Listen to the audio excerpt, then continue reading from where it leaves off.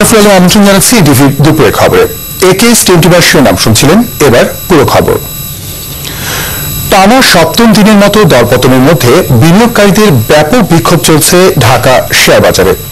ক্ষুব্ধ বিনিয়োগকারীদের সঙ্গে পুলিশের দফায় দফায় সংঘর্ষে গোটা এলাকা পরিণত হয়েছে রণক্ষেত্রে।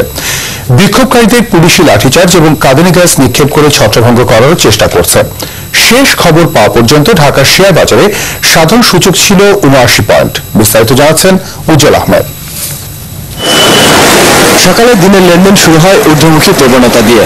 বেলা 11:30টার দিকে বাজার আবারও পতনের ধারায় ফিরে গেলে ঢাকা স্টক এক্সচেঞ্জের সামনে জড়ো হয় বিনিয়োগকারীরা। এ সময় বিনিয়োগকারীরা ভাঙচুর শুরু করে। পুলিশ ও বিনিয়োগকারীদের মধ্যে চলতে থাকে দফায় দফায় সংঘর্ষ।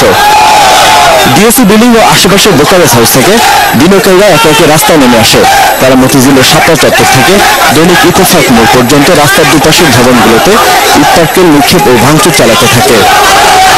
পুলিশ লাঠিচার্জ করে বিনিয়োগকারীদের ছত্রভঙ্গ করার চেষ্টা করলে সংঘর্ষ আরও ছড়িয়ে পড়ে।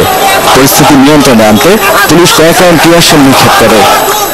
শেষ খবর পাওয়া পর্যন্ত পুলিশ এবং বিনিয়োগকারীদের সংঘর্ষ এখনো চলছে।